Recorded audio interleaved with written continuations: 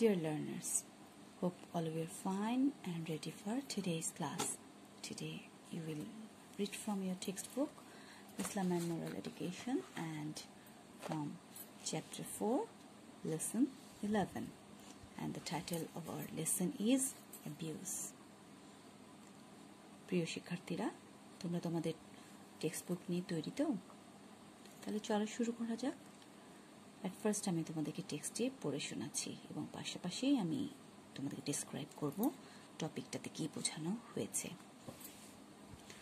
So, let's begin. To abuse someone is to call him or her by bad names, to use filthy words, to scold, or to use obscene or indecent words. To use a language which exposes meanness or hatred is also abuse. It is a condemnable act to abuse someone or call him or her names. The Holy Quran says it is an immoral act to call someone by bad names after accepting the faith, Iman. Surah Al-Hujarat, Ayat 11. তাহলে আমরা এই passage থেকে বুঝলাম কাউকে মন্দ নামে ডাকা, মন্দ কথা বলা, তিরস্কার করা বা অশ্লীল কথা বলা এগুলো হলো গালি দেওয়া বা কারো সম্পর্কে এমন বাক্য ব্যবহার করা যাতে তার নীচতা, হীনতা, ঘৃণা প্রকাশ পায় এবং এগুলো সব গালি স্বরূপ। আর কাউকে গালি দেওয়া বা মন্দ নামে ডাকা অত্যন্ত নিন্দনীয় কাজ। পবিত্র কুরআনে এ সম্পর্কে বলা হয়েছে ঈমানের পর মন্দ নামে ডাকা গর্হিত কাজ। সূরা আল হুজরাত আয়াত 11-তে এটি বলা হয়েছে। Human beings are civilized. No man or woman should abuse others. There might be difference of opinion in the society. অর্থাৎ মানুষ সভ্য জাতি, তারা কাউকে গালি দেবে না। সমাজে একত্রে বসবাস করতে গেলে পরস্পরের সাথে মতের অমিল থাকতে পারে।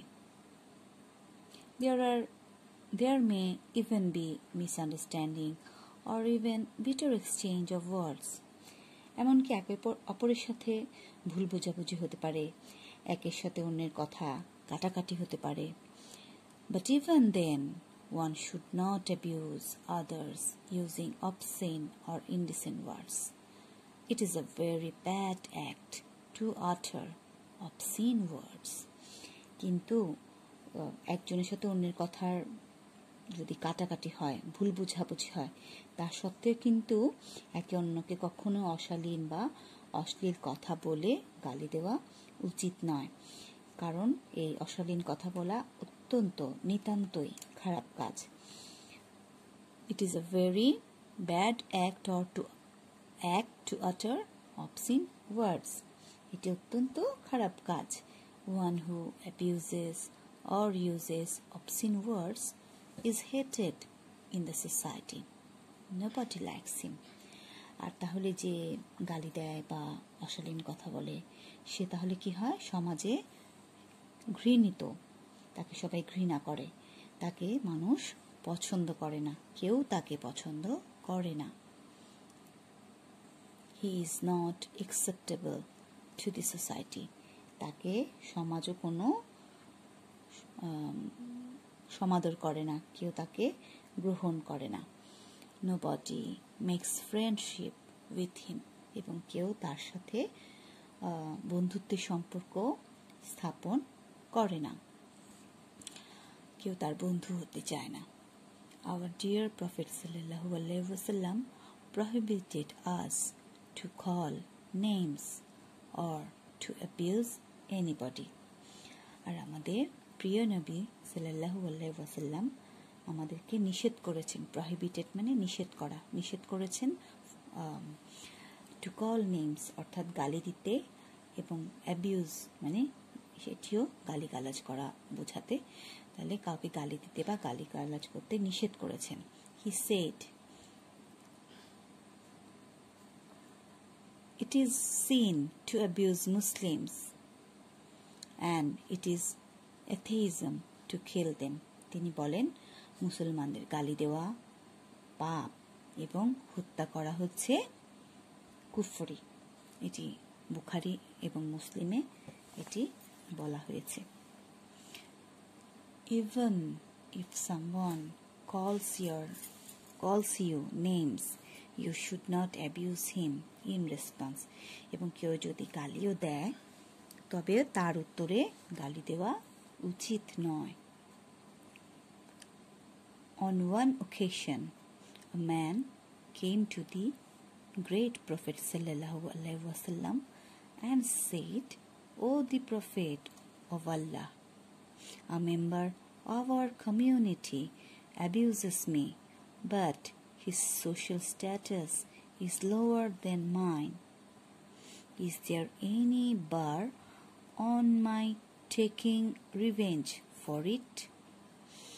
একবার কি হয়েছিল, একবার মহানবীর কাছে এক ব্যক্তি এসে জিজ্ঞেস করলো যে, হে আল্লাহর রসুল, আমাকে আমার সম্প্রদায়ের এক লোক গালি দেয়, কিন্তু সে আমার চাইতে অনেক নিচু, অর্থাৎ তার তার সামাজিক অবস্থান, সোশ্যাল স্ট্যাটাস ইজ লোয়ার আর দেন মাইন, অর্থাৎ যে লোকটি অভিযোগ করতে এসেছে, কমপ্লেন করতে এসেছে, তার চাইতে যে তাকে গালি দিয়েছে তার অবস্থান আরো নিচে। তো সেজন্য তিনি জিজ্ঞেস করলেন যে এর প্রতিশোধ নিতে তার কোনো বাধা আছে কিনা, বা তিনি প্রতিশোধ নিলে কোনো অসুবিধা আছে কিনা। তখন কি হলো দেখো, the Prophet sallallahu alaihi wasallam said, "Whoever abuses each other are both devils. They call each other liars and blame each other." Bukhari and Muslim. লোকটির এই কথাতে তখন হযরত মুহাম্মদ সাল্লাল্লাহু আলাইহি ওয়াসাল্লাম, প্রফেট সাল্লাল্লাহু আলাইহি ওয়াসাল্লাম বললেন তাকে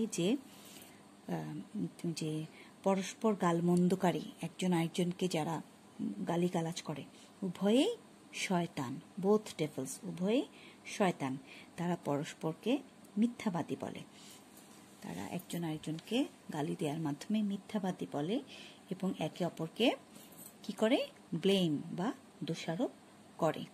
এটি বুখারী এবং মুসলিমে এই বর্ণনাটা রয়েছে।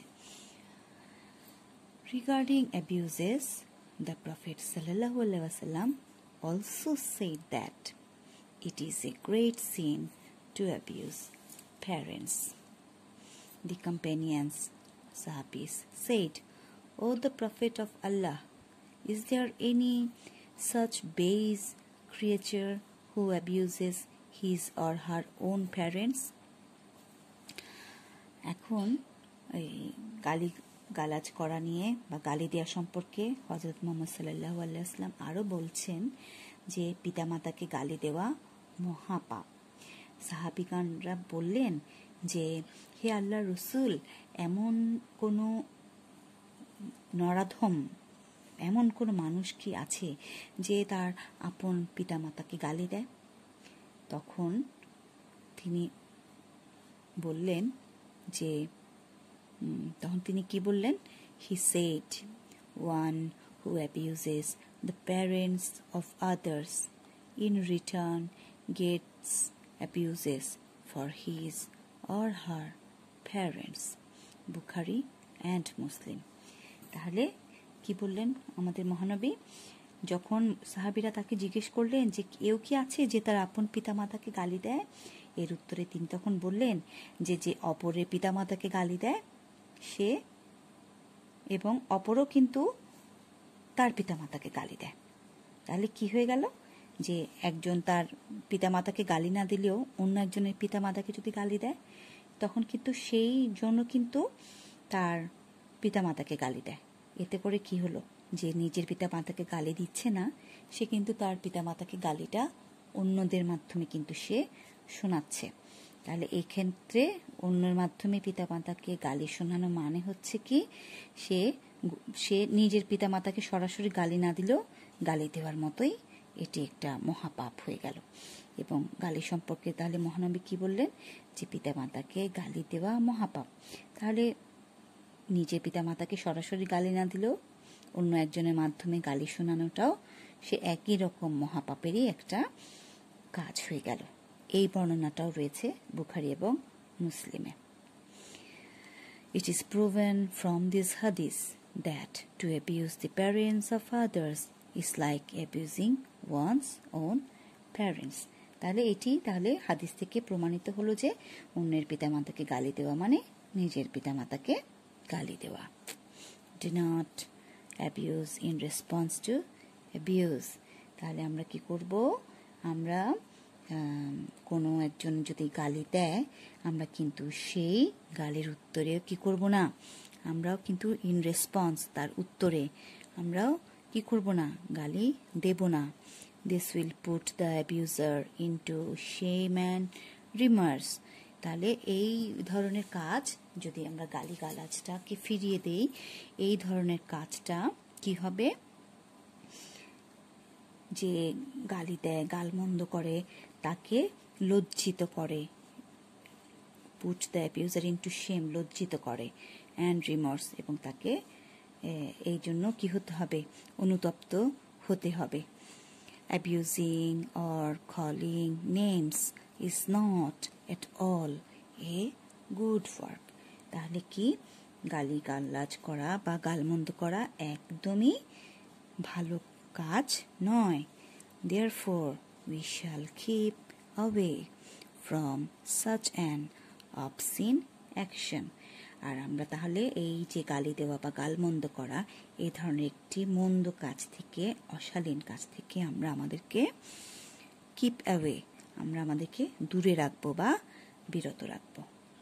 সো ডিয়ার লার্নার্স, আমি আশা করব তাহলে এই যে অ্যাবিউজ বা গালি দেওয়ার ব্যাপারটা, এটি থেকে আমরা আমাদেরকে বিরত রাখবো এবং আমরা নিজেদেরকে আরও সুন্দর আচরণের অধিকারী করে গড়ে তুলব।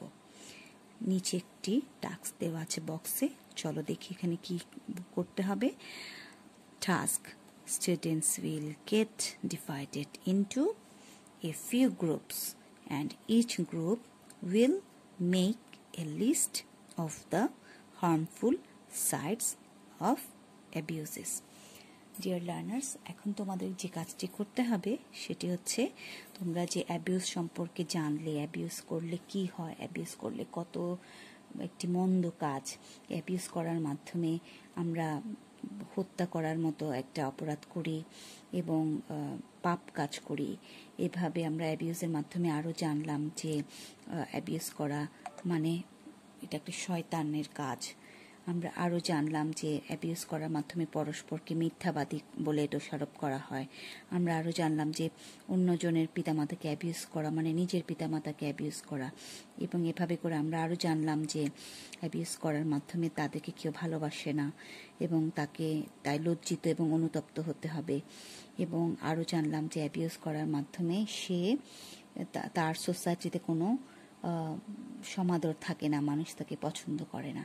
তাহলে এই সব জেনে আমরা তাহলে এই যে অ্যাবিউজের যে খারাপ দিকগুলো কেমন, এই জিনিসগুলোকে আমরা আমাদের তাহলে সবগুলোকে সাজিয়ে লিস্ট করতে হবে এবং ক্লাসের তোমাদের যারা আছো তারা সবাই গ্রুপে ভাগ হয়ে, ছোট ছোট গ্রুপে ভাগ হয়ে এই প্রত্যেকটি গ্রুপের সবাই মিলে আলাদা আলাদা করে তোমরা লিস্ট করবে এবং সেখানে তোমরা মেনশন করবে হার্মফুল সাইডস অফ অ্যাবিউজেস। তাহলে তোমরা ছোট ছোট দলে ভাগ হয়ে অ্যাবিউজের হার্মফুল সাইডগুলোকে পয়েন্ট আউট করে একটা লিস্ট করে ফেলবে এবং সেটিকে তোমরা অবশ্যই সুন্দর করে প্রেজেন্ট করবে। তো আমি আশা করব তোমরা আজকে টপিকটা অবশ্যই অনেক ভালোভাবে মনোযোগ দিয়ে শুনেছো এবং এটিকে প্রয়োজনে আবার পড়বে এবং লিস্ট করবে এবং লিস্ট করে সেগুলোকে সুন্দর করে উপরে লিখে দেবে যে harmful sides of abuses. Then list আকারে সেগুলোকে তোমরা মেনশন করবে এবং তোমাদের রিয়েল লাইফেও তোমরা অ্যাবিউজের এই ব্যাড সাইডগুলোকে মনে রেখে নিজেদের ম্যানার বিহেভিয়ারগুলোকে আরও অনেক বেশি সুন্দর করার চেষ্টা করবে এবং তোমরা অন্যদেরকেও এই মেসেজটা পৌঁছে দেবে বিশেষ করে যারা তোমাদের ছোট তাদের সাথে গুড ম্যানার করবে এবং কখনোই অধৈর্য হয়ে কখনোই নিজেকে ব্যাড ম্যানারের দিকে এগিয়ে নেবে না। সো আজ এ পর্যন্তই, সবাইকে অনেক ধন্যবাদ।